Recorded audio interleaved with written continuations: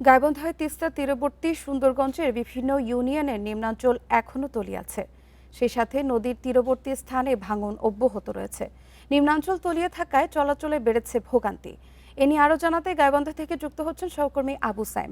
সাইম, পানি নামলেও কেন সুন্দরগঞ্জের নিম্নাঞ্চল এখনও তলিয়ে আছে, আর নদী ভাঙন কতটা ভয়াবহ আকার নিয়েছে জানাবেন আমাদের।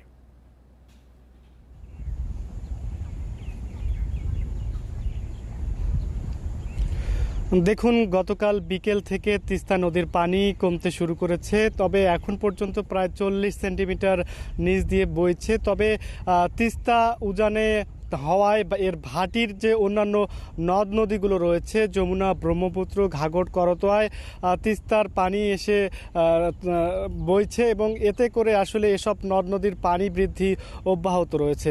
আপনি যেমনটা বলছিলেন যে আসলে এই পানি বৃদ্ধির কারণে তিস্তার যে নিম্নাঞ্চল গুলো রয়েছে সেগুলো প্লাবিত হয়েছিল এবং এই প্লাবিত হওয়া যে নিম্নাঞ্চল, এই নিম্নাঞ্চলগুলো থেকে পানিটা কমতে থাকায় যে রাস্তাঘাট এবং গুলো তলিয়ে ছিল সেগুলো কিন্তু দৃশ্যমান হতে শুরু করেছে।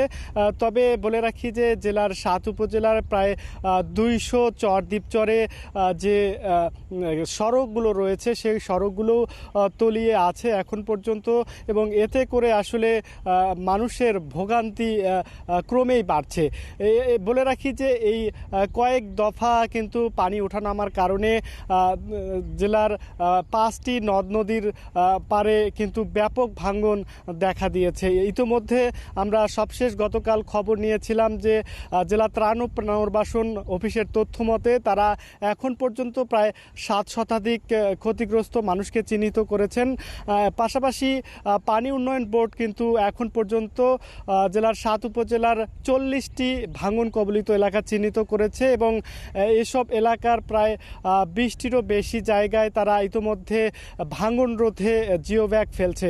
তবে বাসিন্দারা অভিযোগ করছেন যে কাজের ধীরগতির কারণে কিন্তু এই ভাঙন কিন্তু বৃদ্ধি পাচ্ছে।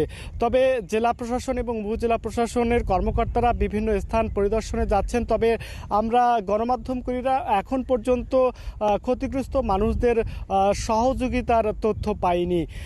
তবে আমরা এ ব্যাপারে কথা বলেছিলাম জেলা ত্রাণ ও পুনর্বাসন কর্মকর্তা সঙ্গে। তিনি যেমনটা জানিয়েছেন যে ইতোমধ্যে ক্ষতিগ্রস্তদের চিহ্নিত করা হয়েছে এবং বরাদ্দের জন্য বরাদ্দ চাওয়া হয়েছে মন্ত্রণালয়, এবং বরাদ্দ পেলেই তারা আসলে সহযোগিতার হাত বাড়াবেন ক্ষতিগ্রস্তদের মধ্যে।